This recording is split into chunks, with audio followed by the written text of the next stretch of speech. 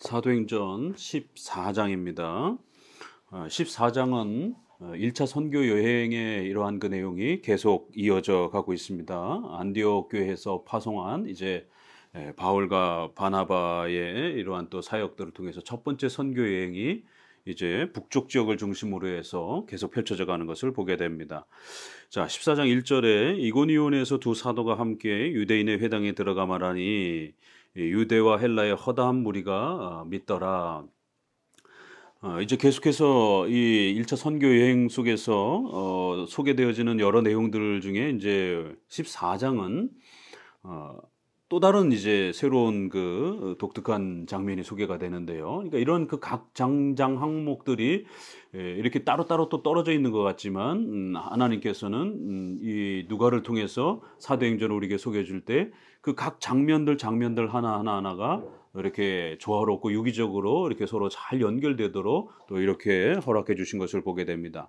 그래서 14장은 이제 그 첫 번째 선교 여행 중에서 13장이 설교를 중심으로 해서 이렇게 아주 중요한 그 설교의 핵심과 복음의 내용을 소개했다라면 14장에서는 특별히 기적을 한번 소개해 주면서 그 기적을 잘못 사용했을 때에 우상 숭배에 빠질 수 있는 이런 위험을 경고하면서 인간 안에 숨겨진 그런 우상 숭배적 욕망과 또 이런 유혹들이 얼마나 심각하게 또 이렇게 폭발할 수 있는지를 이 14장을 통해서 드러내면서 이런 우상 숭배적인 그런 위험성에 대한 아주 엄중한 경고들을 또 우리에게 조금 더 추가적으로 소개를 하는 것을 보게 됩니다. 2절에 하나님의 말씀을 믿는 이런 엄청난 일들이 벌어지는데 이제 여기에 또 반대해서 2절에는 그러나 순종하지 아니하는 유대인들이 이방인들의 마음을 선동하여 형제들에게 악감을 품게 하거늘. 13장 끝부분에서도 본 것처럼 목회자가 신실하게 복음을 잘 전하고 하나님의 말씀을 온전히 이렇게 신실하게 설교를 하게 되면 반드시 두 가지 반응이 나타난다고 말씀을 드렸죠. 첫 번째는 반대자들이 반드시 또 등장을 하게 되고 복음의 이러한 회방꾼들이 또 마귀의 또 이러한 또 영향을 받아서 복음을 반대하고 어지럽히는 또 이러한 반대자들이 분명히 등장을 하고요. 그럼에도 불구하고 하나님은 목사들의 또 설교와 이러한 또 헌신들을 통해서 교회적인 또 이러한 또 전도를 통해서 그걸 수단으로 해서 복음의 또 회심자들이 반드시 또 열매 맺도록 그렇게 두 가지 역사가 일어나는 것을 보게 됩니다. 3절에 두 사도가 오래 있어 주를 힘입어 담대히 말하니 주께서 그들의 손으로 표적과 기사를 행하게 하여 주사 자기 은혜의 말씀을 증언하시니. 이렇게 여기에 이제 14장쯤 오니까 오순절에 있었던 이러한 그 놀라운 외적인 그러한 임시적인 성령이 임하셨다라고 하는 성령께서 이방인들에게까지 복음을 이제 주셨다라고 하는 이러한 강력한 신구약의 또 이러한 전환을 이렇게 우리에게 보여주시기 위해서 외적인 그러한 성령의 역사의 임하심의 이러한 역사를 외적으로 보여주면서 성령으로의 세례라고 하는 이러한 표현을 통하여 방언이라든가 또 이런 여러 가지 특별한 그런 사도적 은사들이 나타났던 것을 보게 됩니다. 이제 이러한 그 특별한 은사의 이러한 내용들이 어떤 목적으로 주어진 건지, 그걸 또 어떤 방식으로 하나님이 사용하려고 하는 것인지 14장에 아주 중요하게 그 목적을 이렇게 소개합니다. 그래서 앞부분에서부터 사도행전 시작할 때부터 계속 말씀드린 것처럼 이것을 개인의 은사의 체험으로 사용하지 못하게끔 이 오순절에 주신 이러한 사도적 은사는 이건 아주 특별한 교회의 공적인 목적을 위해서 하나님이 신구약의 이러한 예배적 질서의 변화와 또 유대인 중심에서 이방인에게까지 확대되어지는 하나님의 통치 경륜의 새로운 변화를 알려주는 공적인 선포로서 하나님이 사용한 것이지 이건 절대로 개인적인 그러한 성화의 이런 수준을 위해서 이렇게 은사 체험의 목적으로 주신 게 아니다라는 것을 처음부터 말씀드려 왔습니다.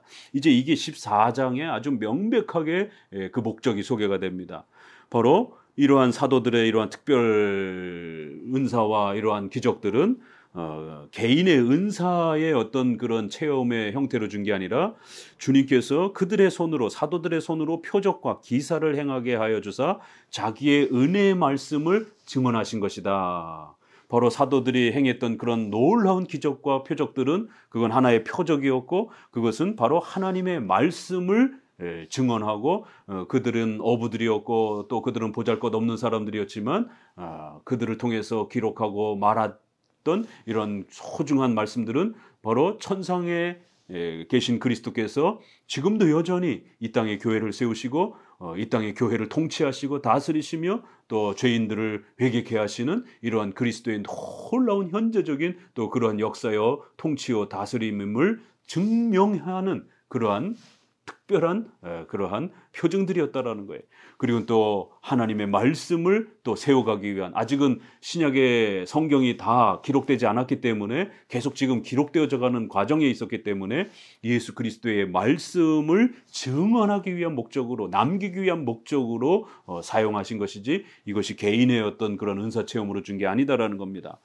이 동일한 표현을 마가복음 16장에서는 17절에 믿는 자들에게 이런 표적이 따르니 그들이 새 방언을 말하며 뱀을 잡으며 무슨 독을 마실지라도 또 병든 사람에게 손을 얹을 때에 낫게 될 것이다. 이런 사도행전의 이러한 오순절 사건과 비슷한 걸 약속하면서 여기에도 그 목적이 주어져 있습니다. 20절에 16장 20절에 제자들이 나가 두루 전파할세 주께서 함께 역사하사 그 따르는 표적으로 말씀을 확실히 증언하시니라. 여기에도 바로 그러한 그 따라붙었던 표적과 이러한 기적들은 개인의 그런 신앙 체험을 위해서 주신 것이 아니라 바로 사람들이 믿지를 않기 때문에, 그들이 하는 말을 우습게 여겼기 때문에, 그들이 쓴 편지를 우습게 여겼기 때문에 바로 하나님의 말씀의 공적인 권위를 수립하고 확립하기 위한, 살아계신 하나님의 말씀이다라는 것을 남겨두기 위한 공적인 그러한 표적으로서의 역할을 우리에게 주신 것이다 라고 이렇게 말하고 있습니다. 한 구절만 더 읽어보게 되면은요, 히브리서에서도 비슷한 내용을 한 번 더 추가를 합니다. 히브리서 1장에도 1장 1절에 옛적의 선지자들을 통하여 여러 부분과 여러 모양으로 우리 조상들에게 말씀하신 하나님이, 그러니까 구약에는 선지자들을 통하여 꿈이라든가 또 기적이라든가 환상이라든가 직접 음성을 통하여 여러 방식으로 계시 수단으로 그렇게 성경을 기록하고 또 하나님이 말씀해 주셨던 것이에요. 그러나 이제 이 모든 날 마지막에는 아들을 통하여 우리에게 말씀하셨다. 예수님을 통해서 이제 그 모든 것들을 완성하셨다. 이렇게 말하고요. 2장에 와서는 그러므로 우리는 들은 것에 더욱 유념함으로 우리가 흘러 떠내려가지 않도록 함이 마땅하다. 천사들을 통하여 하신 말씀이 견고하게 되어 모든 범죄함과 순종치 아니함에 공정한 보응을 받았거든 우리가 이같이 큰 구원을 등한히 여기면 어찌 보응을 피하리요. 이 구원은 처음에 주로 말씀하신 바요 들은 자들이 우리에게 확증한 바니 하나님도 표적들과 기사들과 여러 가지 능력과 및 자기의 뜻을 따라 성령이 나누어 주신 것으로서 그들과 함께 증언하셨느니라. 이렇게 여기에도 구약에도 또 신약에도 예수 그리스도께서 사도들을 세우고 표적을 주시면서 바로 하나님의 말씀을 확립하고 그거를 증언하기 위한 목적으로 공적인 그러한 표시로서 임시로 계시의 수단으로 주신 것이지 그것이 성도 개인의 어떤 신앙의 단계를 수립하기 위한 성장을 위한 그러한 체험으로서 주신 것이 아니다라고 아주 엄중하게 선을 긋고 있습니다. 다시 한번 읽어봅니다. 사도행전 14장 3절 주께서 그들의 손으로 표적과 기사를 행하게 하여 주사 자기 은혜의 말씀을 증언하시니 바로 사도들에게 주셨던 오순절의 이러한 사도적 은사들은 개인의 신앙 체험으로 준 게 아니라 바로 예수 그리스도의 말씀을 확립하고 또 기록하고 증언하기 위해서 주신 그러한 표적에 해당이 되는 특별 목적에 해당이 속에서 주신 공적인 그러한 임시적 계시의 수단이었음을 꼭 기억하셔야 됩니다. 자, 그러자 4절에 두 사도를 따르는 자도 있고 두 사도를 모욕하면서 돌로 치려고 달겨들면서 이렇게 핍박하는 장면이 나옵니다. 그럴 때 6절에 그들이 알고 도망하여 루기오와 두 성 루스더와 더베의 그 근방으로 가서 거기서 복음을 전하니라. 사도 바울은 베드로는 그의 그림자가 지나갈 때도 병 치료를 받는 역사가 일어나고, 사도 바울은 앞치마와 손수건을 이렇게 병자에게 갖다 놔도 병자를 치료하고 죽은 자도 고치는 이런 엄청난 기적을 행했습니다. 그리고 복음을 방해하는 자들에게 우리가 13장에서도 본 것처럼 눈을 멀게 하는 이런 엄청난 또 그런 징계를, 또 베드로는 그 즉시에서 죽음을 선언하는 이런 어마어마한 권능을 행하던 분들이었습니다.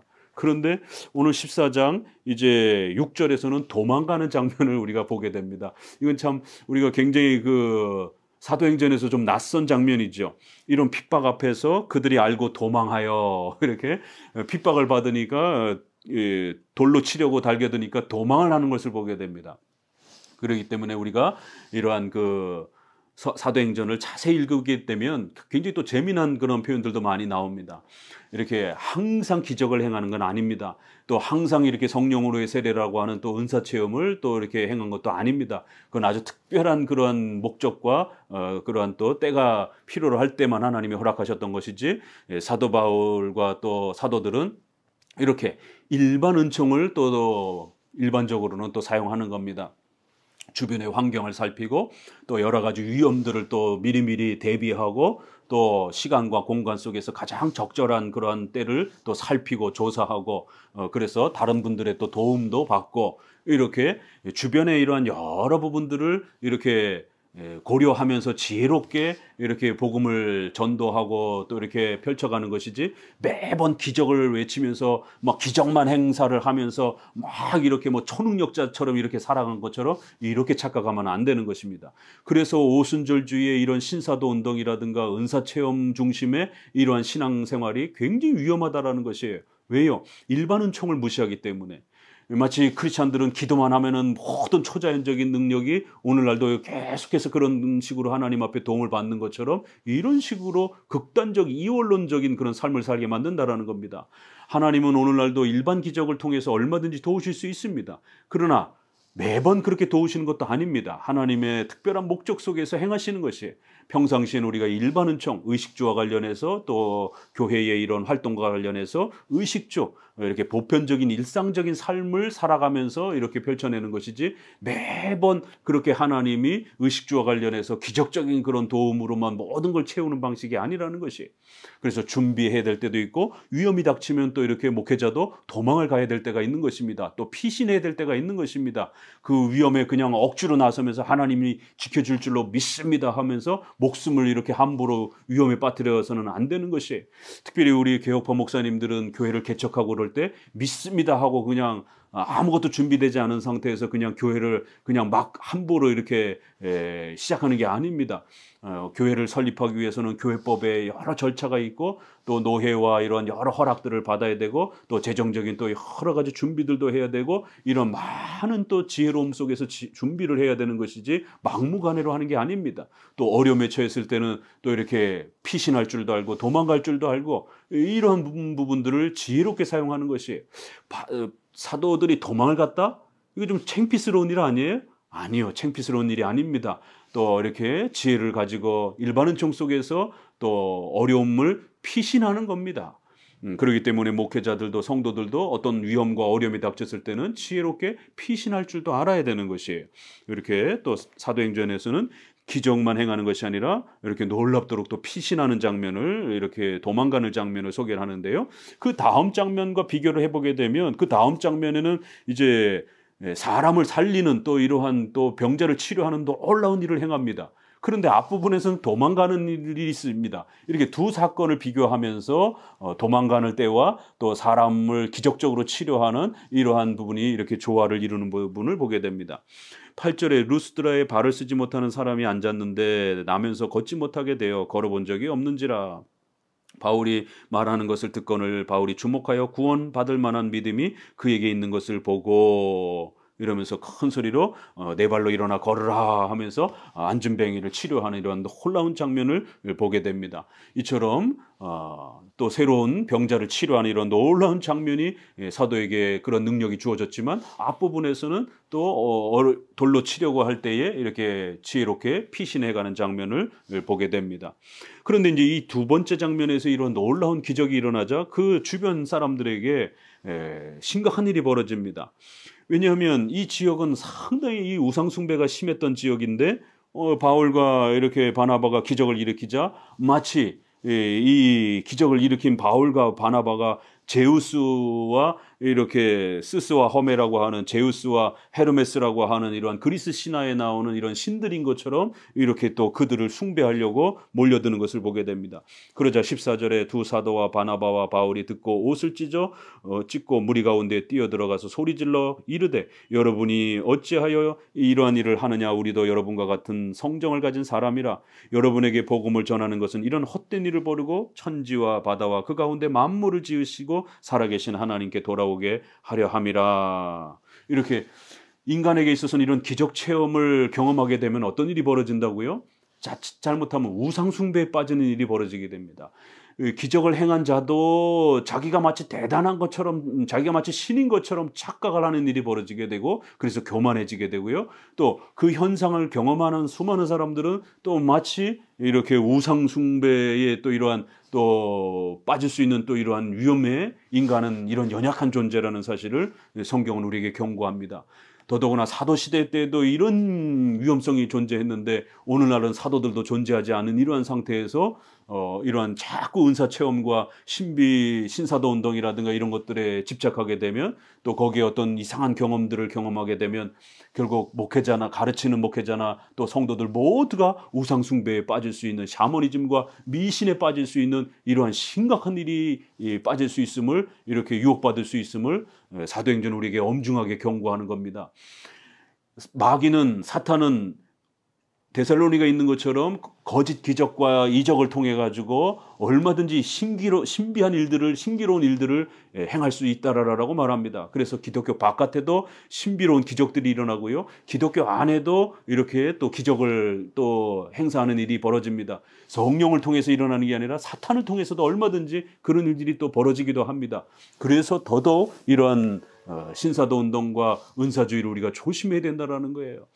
철저하게 말씀 중심으로 무장돼 있지 아니하면 또 간혹 이렇게 또 놀라운 어떤 기적의 어떤 이런 체험들을, 일반적인 기적 체험들을, 비록 사도적 은사 체험은 아니라 할지라도 일반 기적은 분명히 있기 때문에요. 일반 기적 체험을 했을 때 그걸 아주 과대 포장하게 되고, 또 많은 성도들은 거기에 또 미신적인 또 그러한 우상 숭배에 빠지게 되는 이런 위험들이 늘 도사리고 있는 것이에요. 그래서 항상 말씀 중심으로 신앙생활을 세워야 되고, 교회도 그렇게 구축해야 되는 것입니다. 그리고는 또 이런 하나님의 놀라운 도우심을 경험했을 때는 그것은 감사함으로 그렇게 간직할 수 있는 것이에요. 비록 우리가 사도적 은사는 중단된 것으로서 또 이렇게 선을 긋지만, 일반적인 또 그런 놀라운 또 도우심은 선교 지역이라든가 또 목회 현장에서 또 성도들의 삶 속에서 또 이렇게 간혹 이렇게 또 일어날 수 있는 것입니다. 이 차이를 잘 구별하셔야 됩니다. 자, 16절에 하나님이 지나간 세대에는 모든 민족으로 자기들의 길들을 가게 방임하셨으나 그러나 자기를 증언하지 아니하신 것이 아니니 곧 여러분들에게 하늘로부터 비를 내리시며 결실기를 주시는 선한 일을 하사 음식과 기쁨으로 여러분의 마음을 만족하게 하셨느니라 하고, 이렇게 하여 겨우 무리를 말려 자기들에게 제사를 못하게 하니라. 그러면서 교회 안에서 이런 은사들을 어떻게 사용해야 되는지 초대교회 때도 아주 신중을 기해했던 것을 보게 됩니다. 이러한 그 기적이라든가 이런 부분들이 하나님의 말씀이라고 하는 이러한 또 교회 질서라고 하는 이런 부분들이 철저하게 세워져 있지 않는 상황에서 결국 개인의 그러한 자랑과 욕망으로 펼쳐졌을 때 어떤 일이 벌어질 수 있는 것인가. 인간은 금세 우상으로 빠지게 되고 미신으로 빠질 수 있다라는 거예요. 그러면서 더더욱 여기에 책망하는 것은 이러한 어리석은 미신의 일들을 버리고 결국 하나님께로 돌아오도록 이렇게 하나님께서는 이제 새로운 복음의 이러한 길들로 우리를 초대하셨다. 그리고 또 그럼에도 불구하고 과거에 하나님이 그들을 그냥 두셨을지라도 양심의 증언을 통해서 이렇게 또 죄를 지적하셨다라고 말합니다. 일반 은총에 해당이 되는 표현입니다. 하나님이 음식과 이러한 이러한 결실을, 열매를 주셔서 먹고 살 수 있는 이런 모든 부분들을 통해서 일반 은총의 혜택들도 부여해 주시고, 또 일반 은총적인 또 그러한 죄의 양심의 지적들을 통해서 인간이 하나님 앞에 범죄하며 살면 안 된다라고 하는, 하나님 앞에 선하게 살아야 되고 또 하나님께로 나와야 된다라고 있다라고 하는 이런 부분들을 끊임없이 하나님은 증거해 오셨다라는 것이에요. 그래서 14장에는 이렇게 일반은총의 이러한 그 혜택과 일반은총의 열매가 얼마나 소중한 것인지를 한 번 더 이렇게 강조해 주면서 하나님께서 일반은총들을 통해서 우리를 이렇게 보살펴 주시고 또 도와주시고 또 이렇게 우리의 죄를 억제케 하셨던 이런 부분들을 다시 한번 강조해 주고 있는 것을 보게 됩니다. 그래서 기적이라고 하는 것은 또 거기에 목적에 맞게 사도시대 때 쓰여진 것이고 또 오늘 우리 시대에는 사도적 은사는 아닐지라도 일반 기적이 혹시라도 일어난다라면 그것은 교회 안에서 말씀 중심 아래에서 또 교회적 질서 안에서 또 그렇게 소중하게 일반 은총을 무시하지 않으면서 일반 은총과 균형을 이루면서 그렇게 사용하고 도움을 받아야 되는 것입니다. 우리가 기도하면서 또 하나님 앞에 병의 치료를 위해서 간절히 기도할 수 있습니다. 그래서 병의 치료를 고침받을 수 있습니다. 그렇지만 반드시 또 병원에 가시면서 또 병원의 이러한 여러 가지 치료의 이러한 수단을 소중하게 또 행하면서 또 기도하면서 하나님의 도움을 요청하는 이렇게 일반 은총과 비록 사도적 은사는 아닐지라도 오늘날 일반적 또 은사 속에 하나님이 치료해 주시는 또 기적적인 도움을 이렇게 우리가 조화를 이룰 수가 있는 것이에요. 자, 19절에 유대인들이 안디옥과 이고니온에 와서 무리를 충동하니 그들이 돌로 바울을 쳐서 죽은 줄 알고 시외로 끌어내치니라. 제자들이 둘러섰을 때 바울이 일어나 그 성에 들어갔다가 이튿날 바나바와 함께 더베로 가서, 여기 보게 되면 바울이 거의 죽은 것처럼 표현이 됩니다. 그래서 동역자들이 그를 장례를 치르려고 이렇게 준비하는데 바울이 벌떡 일어나는 이런 장면을 보게 됩니다. 이것도 사실은 이제 사도적 은사이죠. 그래서 그 시대 당시에는 1세기 당시에는 사도들이 죽은 자를 살리기도 하고 또 사도들 자체도 이렇게 거반 죽음의 위기에 처했다가 벌떡 일어나는 이러한 놀라운 생명의 회복을 또 하나님이 주셔서 사도들은 보통 사람들이 아니다라고 하는, 그래서 그들이 전하는 말씀, 그들이 기록한 성경, 이거는 하나님의 말씀이다라고 하는 사실을 이렇게 증명하는 것을 보게 됩니다. 그래서 결국 이제 1차 선교 사역이 마무리되고 요 마지막 구절이 중요합니다. 마지막 구절에 22절에 제자들이 마음을 굳게 하여 이 믿음에 머물러 있으라 권하고 또 우리가 하나님의 나라에 들어가면 많은 환난을 겪어야 할 것이라 하고 각 교회에서 장로들을 택하여 금식 기도하며 그들이 믿는 주께 그들을 위탁하고, 그러면서 이제 안디옥으로 돌아오는 것을 보게 됩니다. 그러면서 교회가 세워지고 난 뒤에 바울은 거기에 장로들을 세우는 아주 놀라운 장면을 보게 됩니다. 각 그 선교 지역에 이제 항존직에 사역을 할 수 있는 우리 이런 사도들이 죽고 난 다음에 이제 계속해서 교회를 섬겨야 되는 각 교회에서 장로들, 목사와 장로 전체를 통틀어서 가르치는 장로, 치리하는 장로, 이렇게 해서 성경은 장로라 이렇게 표현을 합니다. 그래서 각 교회에 장로들을 세우는 것을 보게 됩니다. 그래서 그들을 금식하며 그들을 세우고 성도들을 부탁하면서 이렇게 교회적 질서가 구축되어져 가는 것을 보게 됩니다. 특별히 이제 이런 장면에서는 우리가 회중교회와의 차이를 좀 더 구별합니다. 이제 15장에 가서 첫 번째 교회 총회라고 하는 이제 전체 지도자들의 총회가 소개가 되는데요. 이처럼 교회는 회중 중심이 아니라 반드시 교회의 지도자들을 세워서 말씀을 가르치는 자와 또 치리를 전문으로 하는 치리 장로를 세워서 교회의 지도자를, 대표자를 세워서 교회의 질서를 세워가는 것이 가장 성경적인 교회적 질서임을 우리는 보게 됩니다. 교회는 모든 성도들이 동시에 치리를 한다든가 모든 성도들이 동시에 설교를 하는 이런 회중파적인, 그래서 회중 중심의 이러한 그 교회 운영이 아니라 반드시 교회의 대표자를 세워서 그 대표자 가운데 또 설교의 전문가인 자들을 훈련시켜서 목사를 세우고 또 치리의 행정의 또 전문가인 장로를 세워서 교회를 운영을 하고 또 교회를 통치해야 교회가 가장 건강하게 세워져 갈 수 있음을 벌써 이제 서서히 사도행전은 사도들 후에 이 시간들을 벌써 생각하면서 교회의 항존직 질서들을 이렇게 준비해가는 교회적 질서가 이렇게 또 예비적으로 소개되어져 가는 것을 보게 됩니다. 이런 장로교회와 회중교회의 이러한 차이들은 15장에서 한 번 더 소개를 드리도록 하겠습니다. 이렇게 14장에서는 교회 선교 1차 선교가 마무리가 되어지면서 특별히 일반 은총의 이러한 소중한 또 필요와 또 장로 정치에 또 각 교회의 교회 장로들을 세워가면서 교회를 세워가는 이제 초대 교회의 아주 놀라운 그런 교회 설립의 모습들이 조금 더 풍성하게 이렇게 아름답게 소개되어지는 것을 보게 됩니다. 감사합니다.